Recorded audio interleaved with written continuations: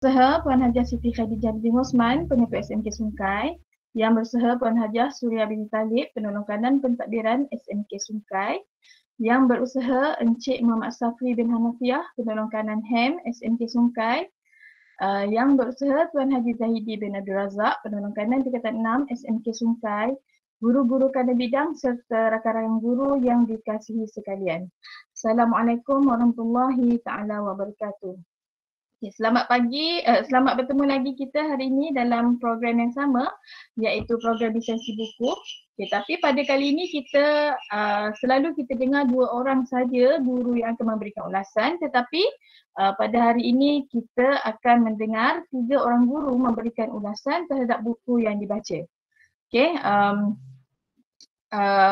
baiklah, tanpa membuang masa kita pergi kepada guru yang pertama, iaitu Wakil Kumpulan Pemikir 12, Puan Rahyu binti Imrani dengan buku yang bertajuk The 10 Habits of Happy Mothers. Okey, mari kita dengarkan. Okey Kak Yu.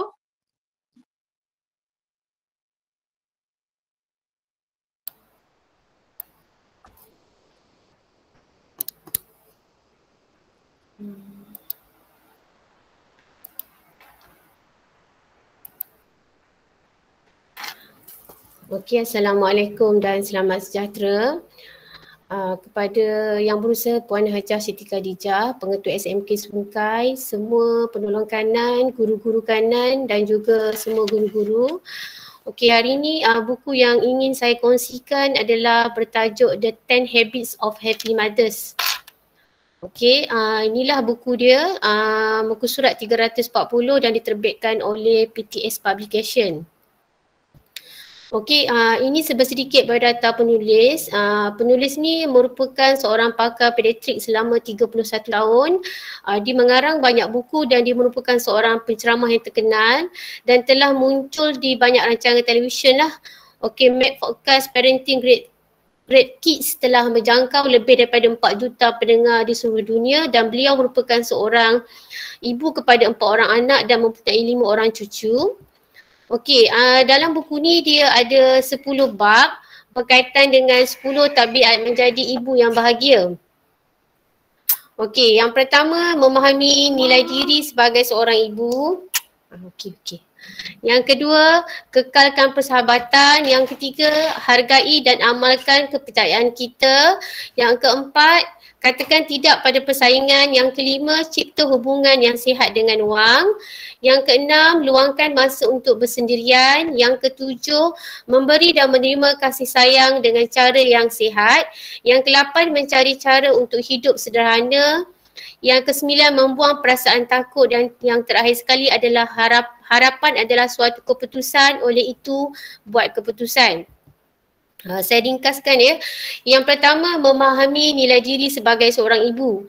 Sebagai seorang ibu, kita mesti percaya dan yakin bahawa harga diri seorang ibu sangat tinggi berbanding apa yang kita bayangkan. Kebanyakan ibu merasakan diri mereka tidak penting, sebab itulah mereka tidak bahagia.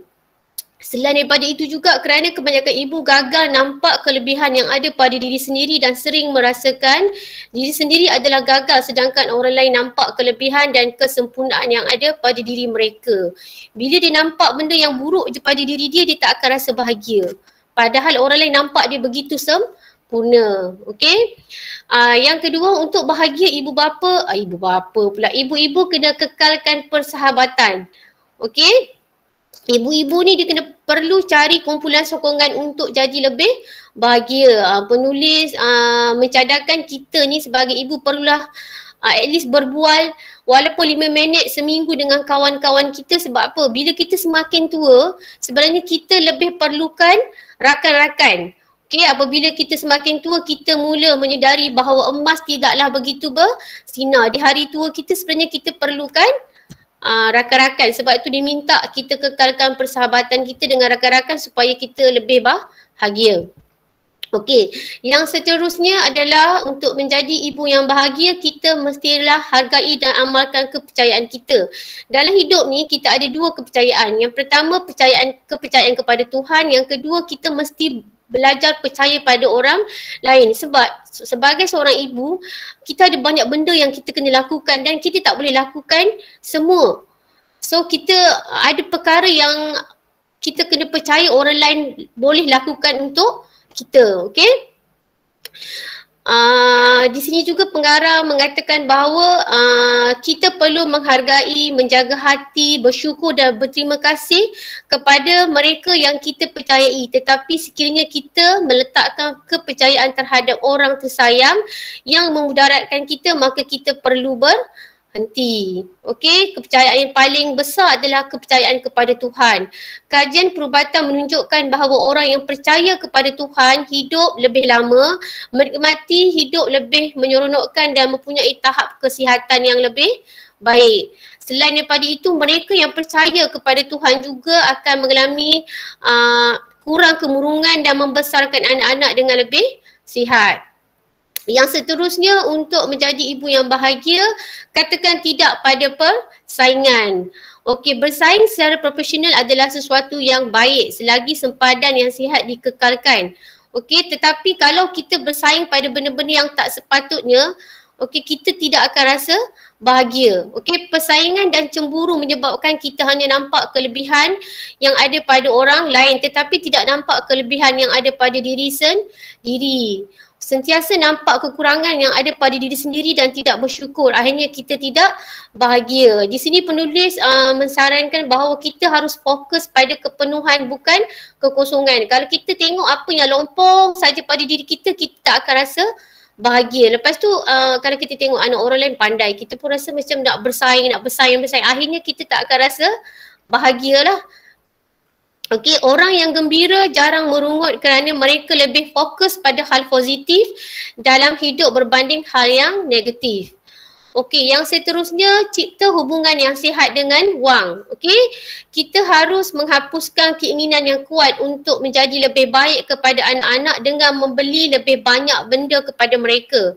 Okey, sebenarnya anak-anak lebih perlukan kasih sayang berbanding material yang ibu bapa berikan. Okey, sebagai ibu bapa kita selalu rasa bahawa untuk jadi ibu yang terbaik kita kena beri macam-macam benda pada dia. Tetapi sebenarnya kajian menunjukkan bahawa anak-anak mengukur kejayaan ibu mereka melalui jumlah masa yang diluangkan oleh ibu mereka untuk berbual dan melakukan aktiviti bersama. Bukan dengan kebendaan yang kita berikan yang banyak kepada mereka. Okey? Warisan yang kita berikan kepada anak-anak adalah perwatakan kita sebenarnya, bukannya dikata kat sini saham-saham ataupun kita. Maksudnya bukan harta-harta yang kita tinggalkan kepada anak-anak kita. Okey, yang keenam, luangkan masa untuk bersendirian. Yang ni memang penting, me time lah. Kalau ibu ni perlukan me time. Okey, dia kata carilah masa walaupun 20 minit untuk bersendirian. Masa ni lah kita boleh hilangkan tekanan, kita boleh lihat sesuatu daripada perspektif yang berbeza. Okey, yang seterusnya, yang ketujuh, memberi dan menerima kasih sayang dengan cara yang sihat. Okey, tanpa memberi atau menerima kasih sayang, hidup ni tidak akan bermakna. Okey, kita tidak boleh mencampur adukkan kasih sayang dengan keperluan dan harapan. Maksud penulis dekat sini, memberi kasih sayang tanpa syarat. Maksud dia, kita mesti menyayangi anak kita tanpa syarat. Maksudnya kita cakap kalau anak kita ni tak pandai, mungkin kita kurang sayang pada dia, ataupun kita jangka anak kita ni nak jadi doktor tapi last sekali anak kita tak jadi doktor, so kita kecewa, so kita tak akan sayang anak kita sepenuhnya. Sebab tu dia sarankan dekat sini kita kena memberikan kasih sayang tanpa syarat. Okey, apabila kita tidak mengharapkan anak-anak menjadi sempurna dan kita tetap mengasihani mereka dengan cara itu, maka sikap keibubapaan kita meningkat ke tahap yang baru. Okey, yang ke-8, mencari cara untuk hidup sederhana. Okey, kesilapan utama seorang ibu adalah ingin menyelesaikan semua tugas yang tidak dapat dicapai oleh jiwa seorang ibu. Maklumlah ibu-ibu ni sebenarnya dia ada banyak tugas dia dekat rumah. Dengan anak lagi, kalau kerja lagi, dengan suami lagi. So, bila dia rasa dia nak selesaikan semua tugas tu, hal ini menyebabkan berlaku kelelahan pada fisiologi, mental dan emosi. Okey, untuk jadi ibu yang bahagia, kita perlu memilih kesederhanaan dalam hidup. Okey, kita kena pasti apa yang utama dalam hidup kita dan lepaskan perkara-perkara yang kurang penting. Okey, maksud penulis dekat sini, Okey, kita hendaklah mengamalkan hidup dengan kesederhanaan dengan menerima pegangan bahawa hidup ini anugerah. Maksudnya kita kena lakukan yang terbaik dan selebihnya tu kita serahkan kepada Tuhan sebab sebagai seorang manusia kita tak boleh buat semua perkara dengan perfect. Maksudnya kita buat yang terbaik, yang lain tu kita serah kepada Tuhan. Lepas tu kita kena kurangkan harapan dan jangkaan terhadap orang yang kita sayang dan diri sendiri dan kita akan lebih bahagia. Maksudnya kita jangan harap macam-macam dan kita jangka sesuatu yang macam-macam sebab akhirnya nanti kita tak akan bahagia sebab apa yang kita harap, yang kita jangkakan tak akan semuanya kita akan dapat. Okey. Yang ke-9, membuang perasaan takut. Okey, penulis mendapati kebanyakan ibu-ibu keletihan tetapi tidak mempunyai alasan perubatan untuknya. Beliau mendapati ibu bapa sebenarnya kepenatan kerana perasaan bimbang yang kronik. Inilah ibu-ibu. Semua benda dia nak bimbang. Last sekali dia jadi penat. Dia penat bukan sebab banyak kerja tetapi kadang-kadang disebabkan oleh dia punya mental tu terlalu penat sebab banyak benda sangat dia bimbangkan. Okey, hidup dengan ketakutan memerlukan tenaga yang lebih banyak berbanding mengatasinya. Dan penulis mengatakan bahawa ketakutan akan menyedut tenaga berharga daripada dalam diri kita sedikit demi sedikit. Okey, yang terakhir sekali untuk jadi lebih bahagia, seorang ibu mesti ada harapan. Harapan itu adalah hidup. Hidup tidak dapat dikekalkan tanpa harapan. Okey. Harapan ni menuntut kita percaya kepada dua perkara iaitu masa hadapan walaupun hanya sekejap dan yang kedua kemungkinan hal baik akan berlaku. Dekat sini penulis ada ceritakan mengenai kisah anak dia pergi dekat India. Kat India kan ramai sangat macam ibu-ibu yang susah, tak ada rumah. Tapi macam mana ibu-ibu ni dia boleh hidup? Dia boleh bahagia. Sebab apa? Sebab ibu-ibu ni dia ada harapan. Harapan bahawa masa hadapan dia ada walaupun sekejap dan dia memikirkan bahawa masa depan itu kemungkinan ada hal yang baik akan berlaku. Okey, harapan juga membuatkan kita akan memandang ke hadapan bukan ke belakang. Okey, ibu-ibu perlu memandang ke hadapan kerana kesilapan yang kita buat dan perasaan tidak puas hati yang kita rasakan akan menarik kita secara perlahan ke masa lalu. So kat sini penulis kata kita perlu fokus ke hadapan sekiranya ingin menikmati hidup, mengubah, memperbaiki atau keluar daripada kehidupan yang kusut. Jangan pandang belakang. Bila kita pandang belakang, kita akan macam hidup dalam kesedihan, tak bahagia. Tapi kita kena pandang ke depan. Ibu bapa perlu sentiasa bersyukur, belajar dan percaya cabar pemikiran yang negatif. Okey, kita kena fikirkan benda-benda yang positif saja untuk bahagia. Okey, seterusnya kelebihan buku ini adalah bagi saya buku ini memberi inspirasi kepada ibu-ibu untuk menjadi lebih bahagia dan penulisannya sangat baik sebab dia memberi perkongsian daripada pengalaman sebenar. Dia sebab dia pakar pediatrik. So dia ada banyak jumpa ibu-ibu. So daripada situlah dia dapat idea untuk tulis buku lah. Okey. Dan dia memberikan tips yang profesional kerana penulis merupakan seorang pakar pediatrik dan banyak terlibat dengan kanak-kanak dan juga ibu. Okey, kesimpulannya untuk menjadi ibu yang bahagia kita perlulah sentiasa bersyukur dengan apa yang kita miliki. Kekalkan persahabatan, sentiasa berfikiran positif dan mengutamakan apa yang perlu dan penting serta melepaskan perkara-perkara yang tidak penting dalam hidup kita. Kita tidak dapat mengawal semua perkara. Wang bukanlah segala-galanya. Luangkan masa untuk diri sendiri dan belajar menyayangi diri sendiri. Berikan kasih sayang tanpa syarat. Okay, cari cara untuk hidup sederhana dan katakan tidak pada persaingan. Buang semua ketakutan dan hiduplah dengan harapan. Okey, yang ni penulis dia ada bagi satu kata-kata lah dekat dia punya kulit buku tu. Sekiranya kita sanggup bersusah payah menolak 8 kg tembikai melalui bukaan sebesar 8 inci, kita boleh melakukan apa sahaja yang kita mahukan. Apa sahaja. Okey, sekian, terima kasih. Terima kasih Kak Ayu. Banyak panduan ya yang kita boleh ambil daripada buku yang Kak Ayu ulaskan tadi tu. Okey, kalau kita nak jadi ibu yang gembira, saya rasa ikutlah tips-tips yang telah diberikan yang ada di dalam buku. The 10 Habits of Happy Mothers ini, okey. Jadi bolehlah kita dapatkan, rasanya macam seronok, macam berharga je buku ni. Okey, seterusnya kita dengarkan pula ulasan buku yang akan disampaikan oleh Wakil Kumpulan Pemikir 13 dengan buku yang bertajuk Bukan Sekadar Cinta yang akan disampaikan oleh Ustaz Ahmad Faisal bin Arba'in. Dipersilakan Ustaz.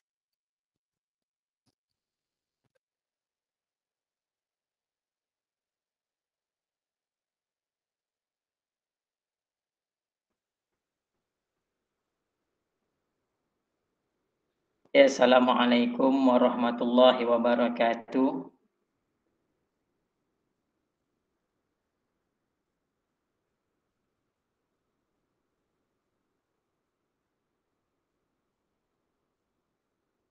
Okey, cikgu nampak ke? Nampak Ustaz, nampak. Okey, alhamdulillah saya mulakan. Assalamualaikum warahmatullahi wabarakatuh. Yang berbahagia Pengetua SMK Sungai Puan Hajah Siti Hadijah, yang dihormati para pentadbir dan guru-guru. Okey, sedikit perkongsian saya daripada kumpulan 13 lah. Saya wakil daripada kumpulan 13. Okey, saya mulakan resensi buku saya dengan kata-kata penulis. Cinta, love dan alhab, kalimah keramat di timur dan barat. Kerananya manusia ketawa dan bahagia. Kehilangannya menyebabkan manusia menangis dan kecewa. Cinta menjadikan dua hati bersatu. Cinta menjadikan manusia benar-benar manusia. Dan cinta mengamankan dunia. Okey, oleh itu daripada kata-kata tu, jadi itu antara keistimewaan buku yang saya pilih ni lah. Ini tu judul buku yang saya pilih, iaitu Bukan Sekadar Cinta, Beralas Syariat, Bermisi Akhirat. Maksudnya di sini genre buku ini lebih pada kekeluargaan dan keagamaan. Macam tadi pun Cikgu Rahayu pun berbentuk kekeluargaan kan. Hari ini memang banyak buku berbentuk kekeluargaan ke. Okey, di sini bagaimana penulisnya untuk pengetahuan. Okey, kita tengok yang pertama, kita tengok dulu biodata penulis. Sebab apa? Keberkatan sesuatu ilmu tu kita kena kenal dulu siapa penulis ataupun pemberi ilmu kepada kita. Kan? Okey. Penulis bernama Sarip Adul. Bukannya Sarip Dul ya, Sarip Dul dalam watak Piramli tu. Samsing Kampung Dusun, nama hampir-hampir tetapi orang yang berlainan. Penerbit Humairah Publication, tahun terbit 2011 dan jumlah muka surat 200 muka surat. Saya ambil yang nipih-nipih aja. Kalau cikgu-cikgu lain saya tengok dekat hampir 1000 buku, 1000 muka surat kan. Hebat-hebat belaka tu. Alhamdulillah. Ini muka depan buku yang disebutkan tu lah. Okey, kita tengok sedikit biodata penulis. Okey, penulis mempunyai ijazah pertama dalam syariah dari Universiti Al-Azhar Mesir, sarjana fiqh dan usul al-fiqh dari Universiti Jordan dan PhD dalam syariah di Universiti Kebangsaan Malaysia, dan beliau merupakan timbalan dekan penyelidikan dan inovasi Fakulti Pengajian Islam Universiti Malaysia Sabah. Okey, buku ni bagaimana penulis ni boleh terpanggil untuk menulis buku Bukan Sekadar Cinta ni? Okey, dia sebab dia merupakan profesor, jadi ramailah pencerahan, ramai anak-anak murid yang mempunyai masalah percintaan berjumpa dengan dia. Jadi dekat situ dia mengambil langkah lah untuk menghasilkan buku ni kan. Sebab buku ni juga sesuai di lapisan masyarakat. Maksudnya orang yang mula nak kenal bercinta, orang yang dah lama bercinta, orang yang dah putus cinta. Sesuai lah ambil buku ni. Sebab apa? Buku ni dia mengajar kita erti cinta, tetapi berlandaskan syariat dan berpandukan akhirat. Itu yang lebih penting. Khususnya bagi kita lah yang beragama Islam. Yang bukan beragama Islam pun boleh membaca buku ni sebab dia umum, universal sebenarnya. Cuma kelebihan buku yang saya ambil ni dia ada dalil-dalil dan bukti-bukti yang dibawakan. Okey, seterusnya ya.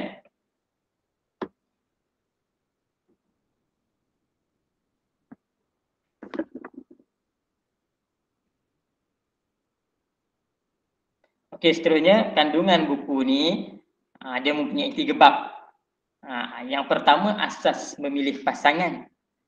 Dalam bab ni penulis membawa kita bagaimana untuk mengenali pasangan yang secocok dengan kita. Yang pertama yang dibawakan oleh beliau mesti berpandukan Al-Quran dan Sunnah.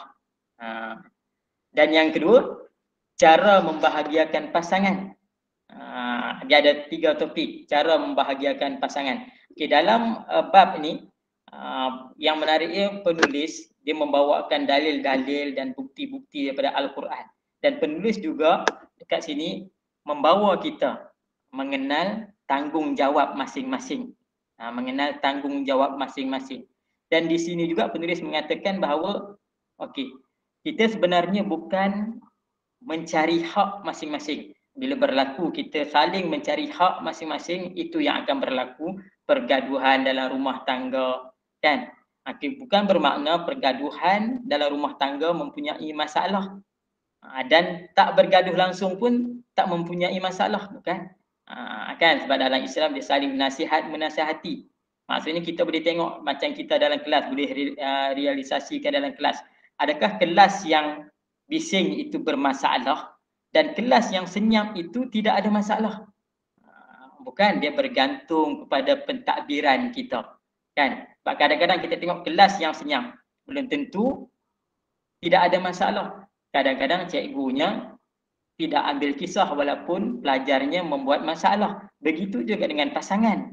Memang keluarga kita tidak ada masalah, tidak bergaduh, tapi kadang-kadang kita lalai dan lupa, kan? Kesalahan pasangan tu kita ambil mudah, langsung tak nasihat, langsung tak menegur. Jadi dia beranggapan benda yang diam itu adalah betul. Itu yang kadang-kadang dia membuka mata kita. Okey, dan yang ketiga, bila dah berpasangan, iaitu akan dapat anak. Dan bab yang ketiga ini menyentuh bagaimana kita mendidik anak-anak berdasarkan daripada landasan syariat, syariat Islam. Okey, ini ada 3 bab buku ni. Okey, yang seterusnya kita tengok kepada sinopsis buku. Okey, buku ini menceritakan tentang cinta antara 2 jiwa. Kesucian cinta sejati hanya akan terpelihara dalam mahligai rumah tangga yang dibina atas landasan syarak dan restu ilahi. Lumrah kehidupan, rumah tangga pasti akan berdepan dengan pelbagai ujian. Maka buku ini mengupas tentang bagaimana seseorang itu menghadapi ujian, khususnya berkaitan dengan cinta, terutama pasangan rumah tangga mengikut landasan syariat Islam. Ini dia punya sinopsis lah, maksudnya penulis cuba mengupas tentang masalah-masalah yang timbul dalam rumah tangga dan bagaimana mengatasinya. Dan buku ini juga mengupas tanggungjawab seseorang tu dari dia sebelum bercinta sampailah dia bercinta dan sehinggalah dia putus cinta pun ada. Untuk membuahkan balik rasa cinta tu, maka bacalah buku ni, insya-Allah. InsyaAllah kita boleh nampak apa itu kemanisan bercinta, kan? Okey, yang seterusnya pengajaran yang boleh kita ambil, pengajaran yang boleh kita ambil daripada bila membaca buku ini. Yang pertama, cinta paling utama dan hakiki ialah cinta kepada Allah dan Rasul. Maksudnya untuk kita mengejar cinta manusia, selagi kita tidak mengejar cinta yang paling agung iaitu cinta kepada Allah, maka kita tak akan dapat cinta kepada manusia. Belajarlah kita bercinta dengan Allah. baru kita akan nampak kemanisan kita bercinta dengan manusia. Okey, yang kedua pengajaran yang boleh kita ambil, pasangan yang bercinta hendaklah sentiasa berpaksikan kepada syariat dan reda ilahi untuk mencapai kebahagiaan. Maksudnya di sini pasangan yang bercinta tu tengok balik apa yang agama suruh, apa agama larang. Itulah kebahagiaan hakiki, kebahagiaan sebenar. Sebab banyak pasangan di dunia ini khususnya orang Islam memang bercinta sampailah dari sebelum berkahwin, dah berkahwin sampai ke anak cucu, memang tidak ada masalah. Orang zaman sekarang kita cinta mati kan. Tapi kadang-kadang dia tak sedar. Dia tak lapikkan dengan syariat. Jadi sebab kita percaya kita ada alam yang lain, alam akhirat, takut kebahagiaan kita tu hanya sementara dekat dunia. Dekat akhirat nanti kita tak dapat. Jadi sama-sama kita muhasabah tengok pasangan kita, apa yang kurang kena tegur, apa yang lebih kita akan ikuti. Okey, yang ketiga pengajaran yang boleh diambil bila kita baca buku ini, pasangan sentiasa bekerja sama dan bekerja keras dalam merealisasikan impian membentuk keluarga bahagia. Okey, saya ambil kat sini perkataan bekerja sama sebab saya nampak di sini penulis cuba membawakan satu, maksudnya bekerja sama ni cukup penting dalam sebuah keluarga. Kan? Sebab zaman sekarang ni mana-mana keluarga pun dia suka meminta hak. Kan? Oh, masak ni hang punya tanggungjawab. Oh, ni hang punya tanggungjawab. Oh, nafkah hang punya tanggungjawab. Kita banyak meminta hak. Sedangkan yang diajar oleh Nabi kita, Nabi Muhammad sallallahu alaihi wasallam, dalam berkeluarga tu mesti ada konsep kerjasama. Walaupun kita tahu itu adalah tanggungjawab dia, contohnya macam memasak ke apa kan. Tambah zaman ni ramai orang baca kita lelaki kena masak lah. Sekejap kata perempuan kena masak lah kan. Tapi masalah tu akan selesai bila kita bekerja sama. Itu yang dibawa oleh Rasulullah. Rasulullah bila dia tidak ada buat apa-apa, dia free, dia akan tolong isteri-isterinya untuk menguruskan rumah tangga. Okey. Yang ketiga, yang seterusnya pengajaran yang boleh kita ambil, yang keempat iaitu ujian Allah sentiasa ada. Maka kembali kepada Al-Quran dan hadis untuk mengecapi kebahagiaan. Bila kita bernama manusia, maka kita ada pencipta. Dan pencipta kita sentiasa akan memberi ujian. Ujian kepada kita. Jadi jangan kita mengharapkan satu keluarga yang orang kata aman damai, langsung tidak ada masalah. Itu agak sebenarnya Allah alam mungkin ada, tapi agak mustahil. Sebab Allah akan turunkan ujian-ujian. Sebab dengan ujian itulah untuk menguji kita ni. Kan, menguji kita beriman ataupun tak. Dan sebenarnya ujian inilah yang menguatkan kasih sayang. Dan ujian ini juga kita mengenal pasangan kita. Ya. Okey, ini yang seterusnya untuk renungan bersama lah. Renungan bersama. Okey, jika seseorang ingin mengecapi kebahagiaan, carilah cinta yang paling agung, iaitu pencipta yang Maha Esa. Ramai insan hanya suka menyalahkan takdir dan orang lain kerana kecundang dengan cinta. Sedangkan dia naif dan daif tentang ilmu kecintaan. Dia sering lalai dan leka dengan cinta dunia yang fata morgana. Dia lupa Al-Quran dan hadis yang menjadi panduan bagi segala urusan dan ujian. Dan di sini juga saya bawakan satu kata-kata ada seorang ulama, kelemahan pasangan merupakan cerminan bagi diri kita. Sebenarnya ada seorang ulama tu dia kata, dia bila bergaduh dia ada masalah dengan isteri ataupun anak, dia akan muhasabah diri dia dulu. Dia bukan terus marah anak-anak ataupun isteri, dia bukan terus tengok kesalahan orang lain. Tapi sebelum melihat kesalahan orang lain, dia akan melihat kesalahan diri sendiri. Dia akan beristighfar, apa yang aku dah buat sehingga akan jadi begini. Ya, itu maksudnya di sini kelemahan pasangan kita itu merupakan cerminan bagi diri kita sebenarnya. Okey, saya rasa itulah daripada saya. Ini buku bukan sekadar cinta, boleh dapatkan di pasaran ataupun boleh pinjam dengan saya yang mana berminat. Dan untuk akhirnya terima kasihlah kepada cikgu-cikgu yang sudi mendengar dan terima kasih kepada kumpulan saya yang sudi sediakan slide ni. Cantik-cantik, saya tengok pun berbunga kan. Nak jatuh cinta rasanya. Okey, sekian. Assalamualaikum warahmatullahi wabarakatuh. Waalaikumsalam. Okay, terima kasih Ustaz.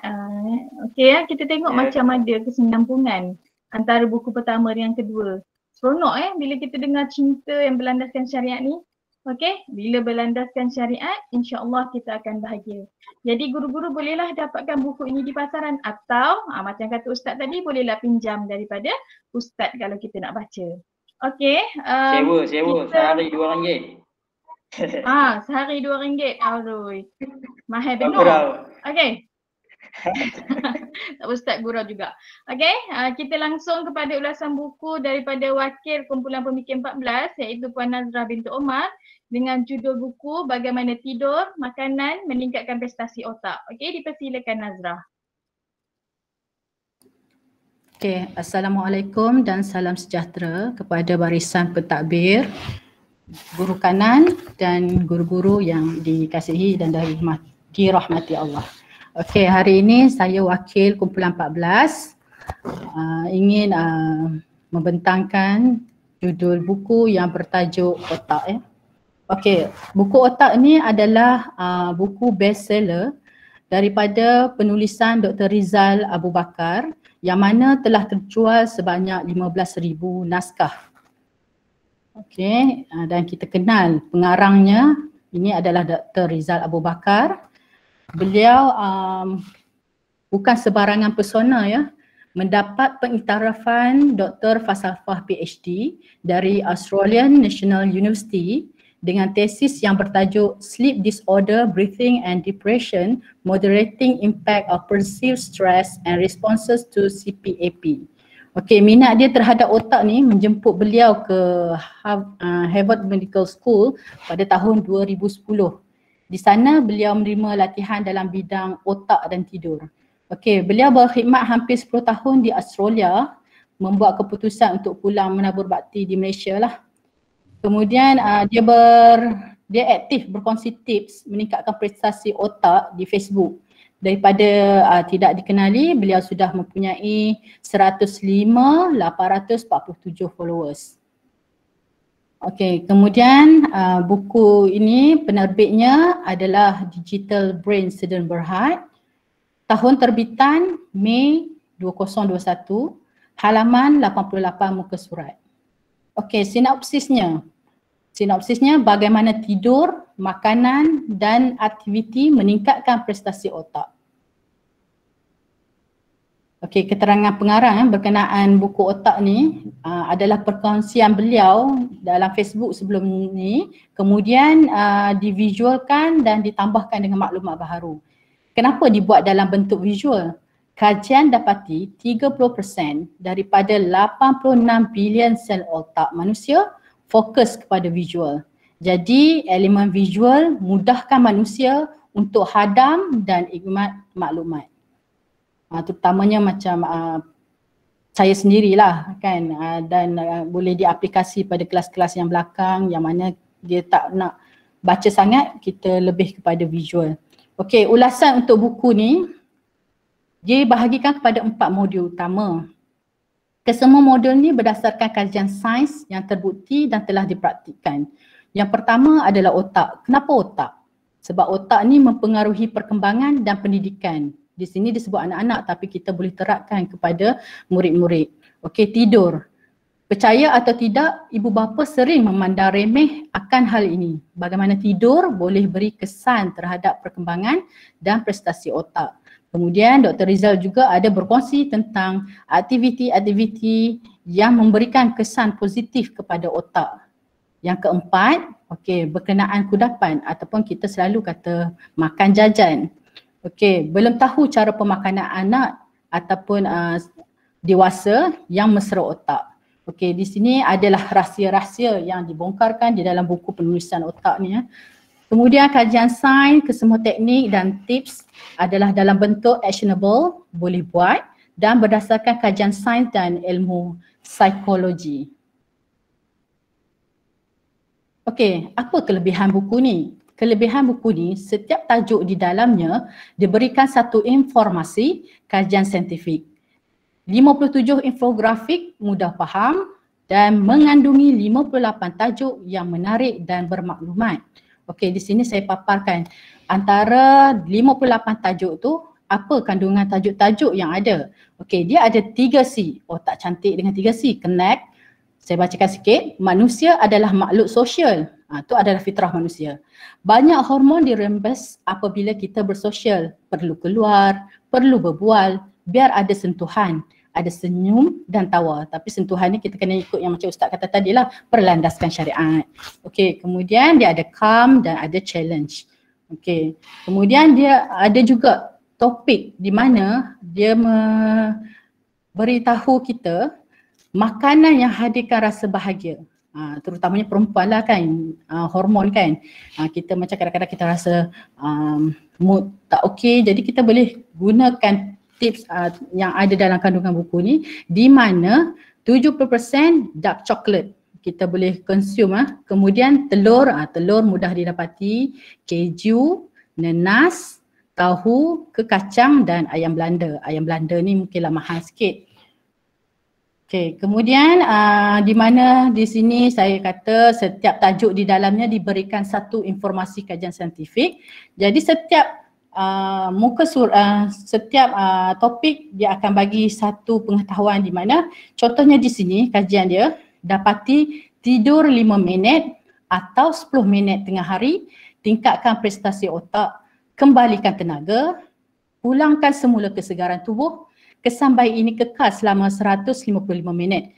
Kalau tak silap saya dalam 2 jam lebih. Okey, jadi kita nak lihat bukti ni betul ke tak?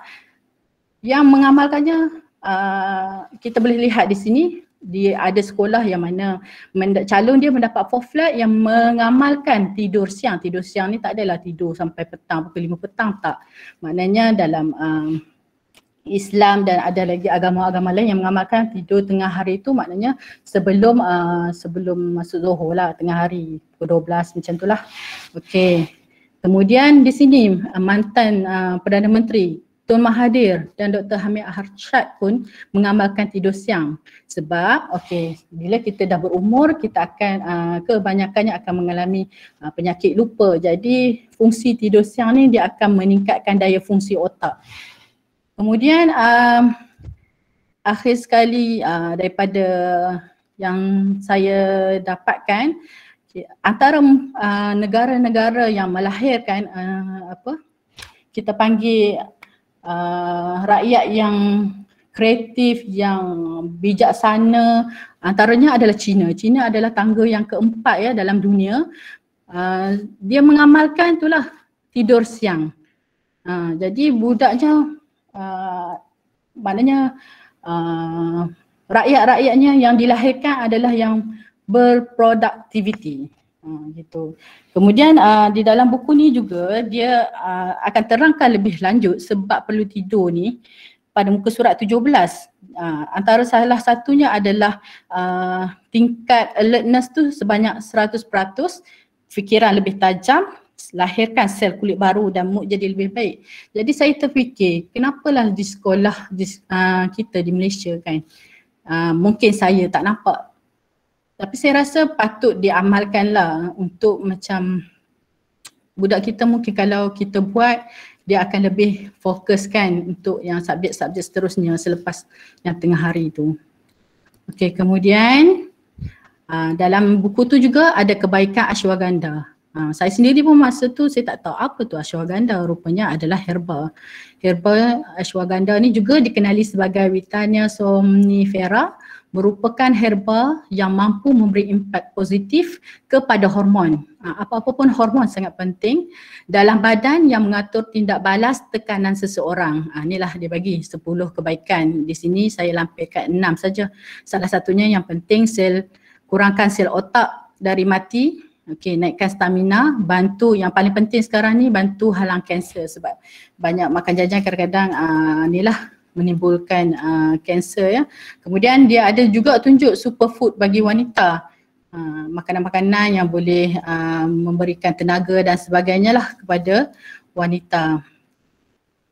Okey, kesimpulannya sebuah buku infografik yang syarat dengan ilmu-ilmu yang merangkumi segala aspek kesihatan, khususnya otak di dalam bentuk visual yang mudah faham dan senang hadam.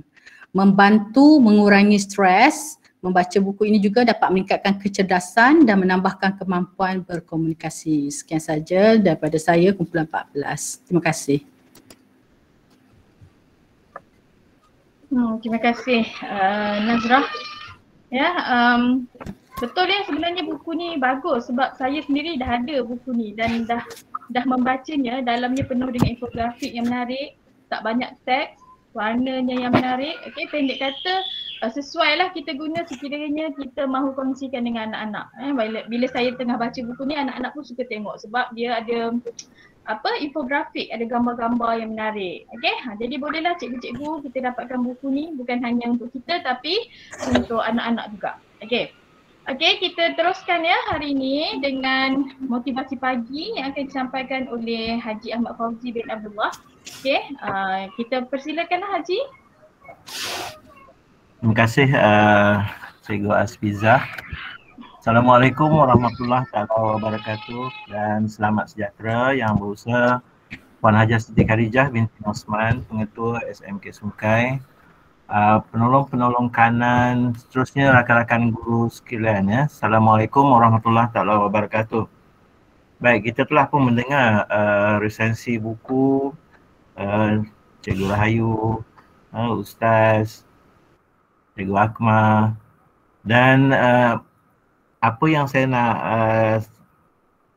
cakap pada pagi inilah juga berkaitan dengan kekeluargaan juga ya. Di mana tajuk ini adalah satu daripada program 3A jugalah, iaitu kebahagiaan keluarga merupakan pemangkin penjawat awam untuk mencapai kejayaan dalam kerjaya. Baik, kita lihat setiap penjawat awam ya yang berjaya biasanya mempunyai latar belakang kekeluargaan yang agak menarik jugalah ya. Jadi kalau kita lihat dalam sistem kekeluargaan, beberapa konflik yang biasalah melanda keluarga. Yang pertama tadi ialah kurang faham ya, tanggungjawab sebagai suami, isteri, ibu bapa dan juga anak. Ini adalah komponen dalam sistem kekeluargaan lah. Jadi konflik berlaku apabila antaranya ialah kurang bijak mengurus masa, juga berlaku konflik. Kurang mantap ekonomi keluarga, masalah kewangan dan hilang suasana saling menghormati, terabainya pendidikan agama. Semua yang saya sebutkan ni Ustaz dah sebut dah tadi ya. Jadi saya ulang sedikitlah bahawa perkara-perkara inilah yang biasanya menyebabkan konflik dalam sesuatu keluarga. Hilang suasana saling menghormati ini disebabkan ada timbulnya tentang hak tadi tu ya. Masing-masing nak menegakkan hak-hak masing-masing ya. Sedangkan kita dalam institusi keluarga perlu kepada tolak ansur ya, tolak ansur seperti mana yang telah disebutkan tadi. Next. Baik, 4 perkara yang membahagiakanlah dalam keluarga lah, dan biasanya kalau kita lihat suami isteri yang soleh solehah, ini juga berteraskan kepada syariat Islam lah biasanya, tetapi ada kalanya juga walaupun kita telah pun berada dalam situasi suami isteri yang solehah dan soleh ni, berlaku juga konflik. Jadi ini ada melibatkan perkara-perkara yang lain lah, faktor persekitaran ya. Kemudian anak-anak yang baik, ini perkara yang membahagiakan. Selalu dalam keluarga kita mengharapkan pada anak-anak yang berjaya ya, yang sihat. Jadi semua itu pokok pangkalnya adalah datang daripada keluarga ya. Kemudian teman sepergaulan yang baiklah di tempat kerja. Kita mempunyai rakan-rakan yang saling membantu, memberi nasihat, ya, sentiasa memotivasikan kita supaya kita lebih produktif dalam kerjaya kita. Kemudian sumber rezeki yang diperolehi secara halal, ya. Sebab rezeki ini dia berkait dengan kita punya kehidupan, ya. Sekiranya rezeki yang kita peroleh itu tidak halal, maka kita akan rasa gelisah, ya?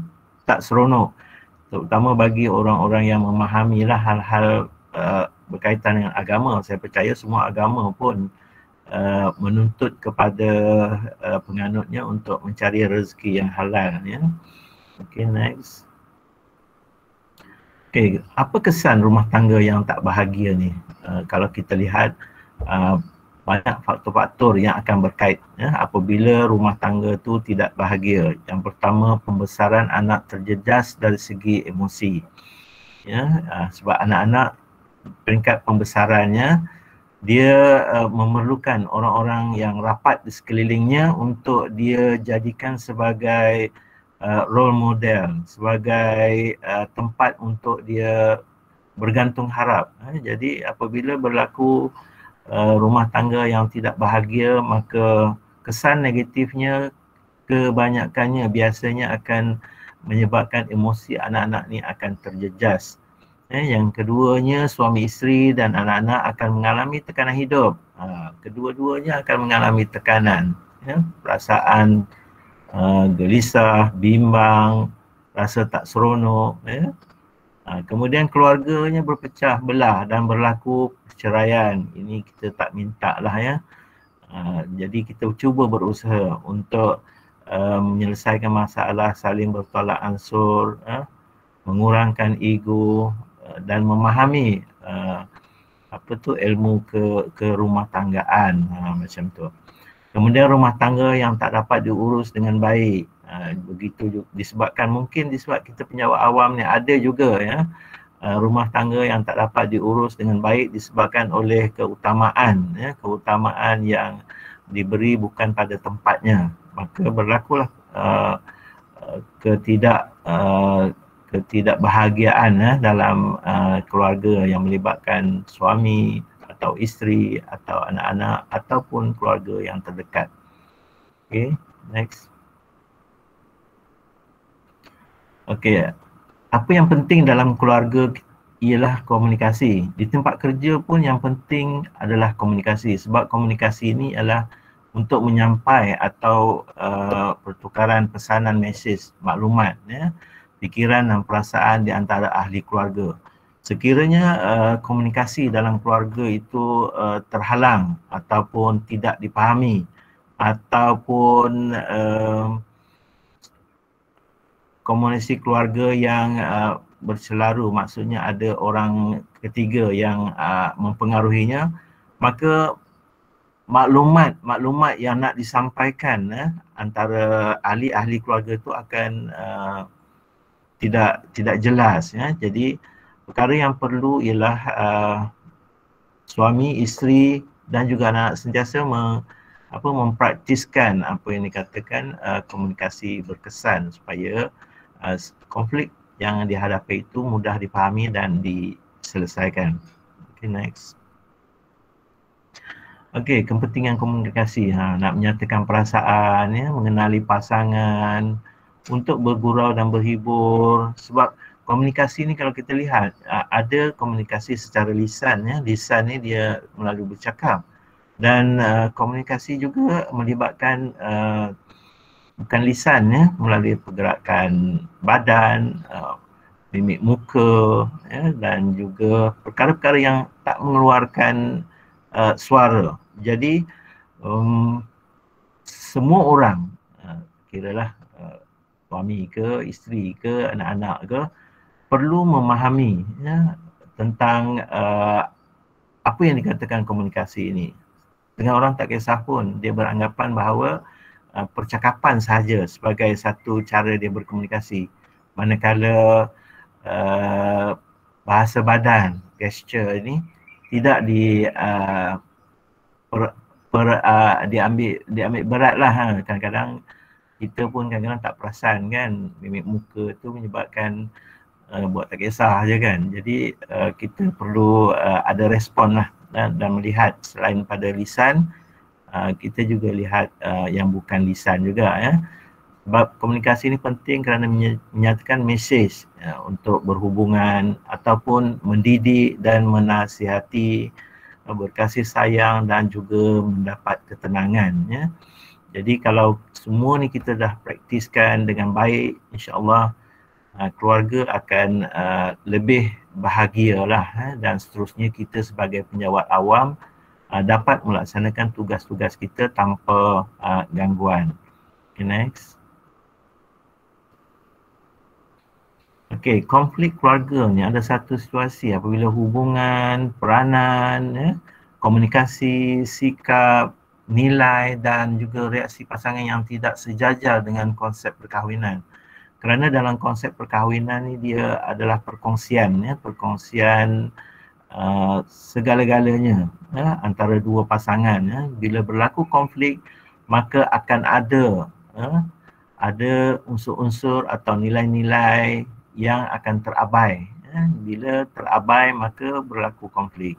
Bila berlaku konflik maka ada yang mencari penyelesaian dengan cara yang positif, ada yang mencari penyelesaian dengan cara yang negatif.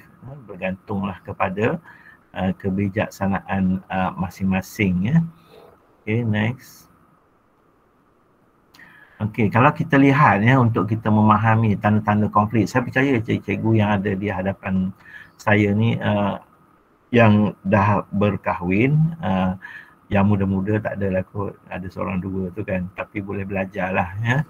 Tanda-tanda konflik yang berkurangan ya, perasaan kasih dan mesra, maknanya kalau kita lihat dalam keluarga kita tu bila dah rasa berkurangan perasaan kasih sayang, maka kita perlu suburkan semula ya. Ustaz tadi banyak bercerita pasal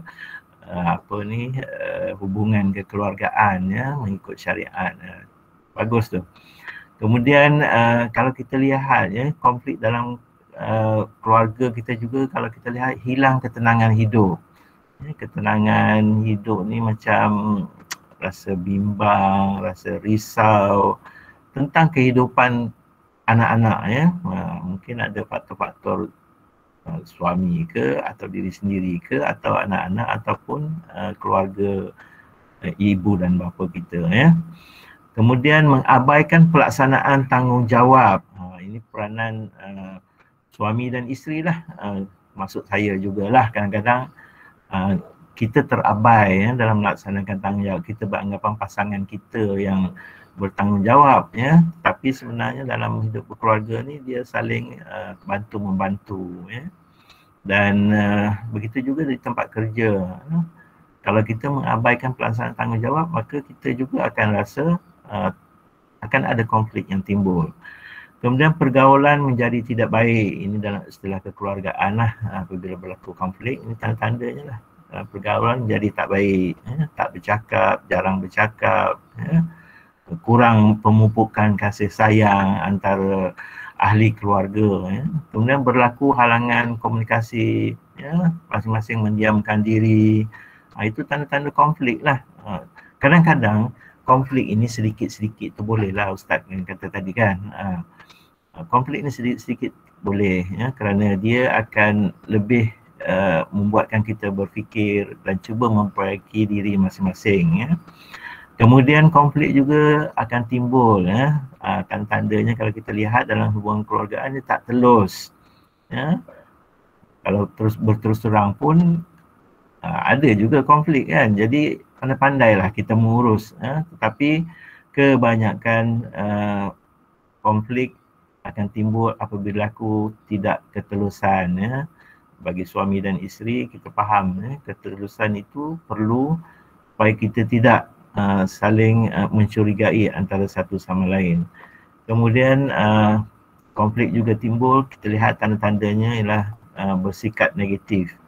Bersikap negatif ni banyaklah perkara-perkara yang tak bagus kan. Misalnya tidak melaksanakan tanggungjawab, itu antara sikap-sikap yang negatif lah. Marah, sikit-sikit marah, sikit-sikit komplain dan sebagainya. Jadi sebagai ketua keluarga, suami dan isteri perlu mengamalkan sifat sikap tolak ansur, membuang ego yang berlebihan, sebab ego yang berlebihan ini juga akan menyebabkan konflik yang lebih buruk dalam institusi keluarga. Okay, next.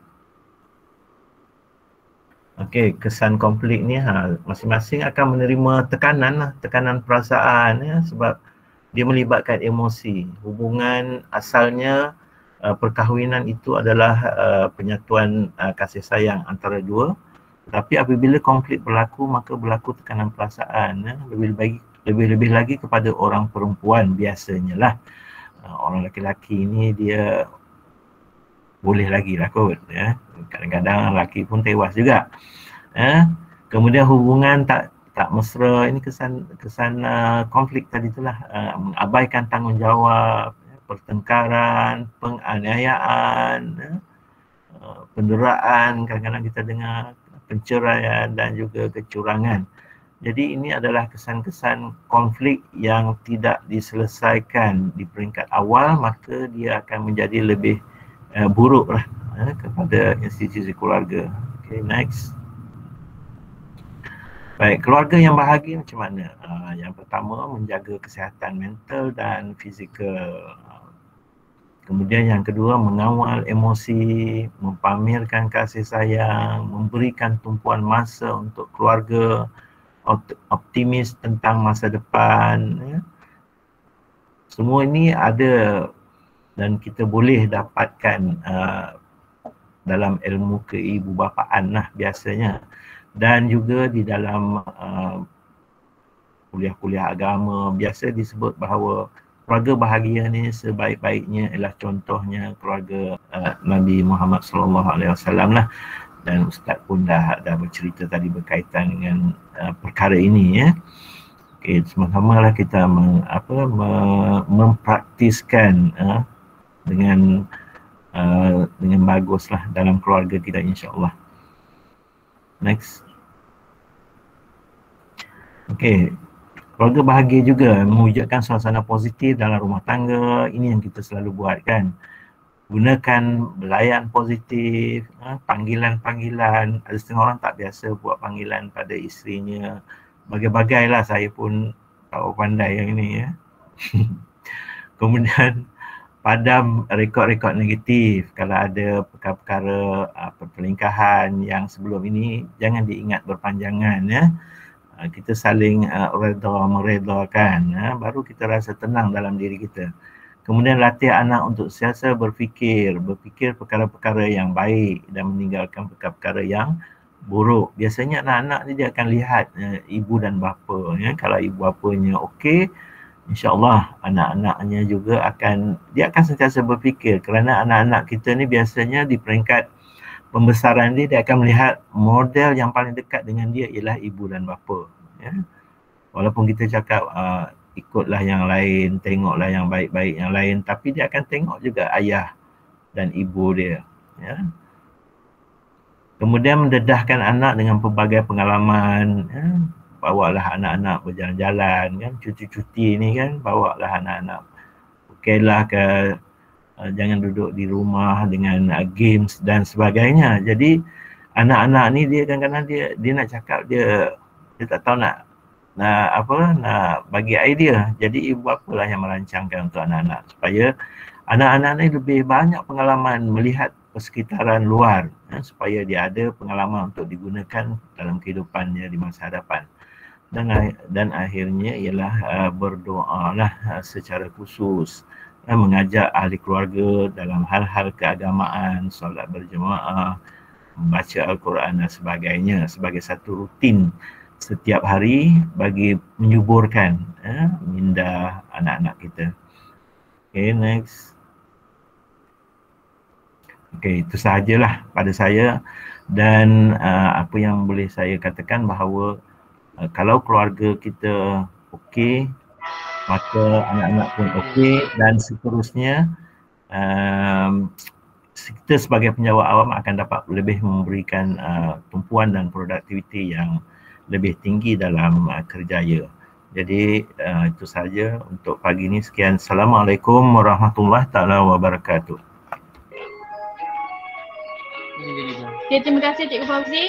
Nampaknya penutup bagi topik kekeluargaan kita adalah daripada kaunselor kita. Sangat bagus ya untuk kita sebagai penjawab awam. Okey, banyak panduan yang kita perolehi pada pagi ini. Okey, baik. Maaf ya Cikgu, hari ini kita terlajak masa. Jadi saya akhiri perjumpaan kita pagi ini dengan Assalamualaikum warahmatullahi taala wabarakatuh. Okay.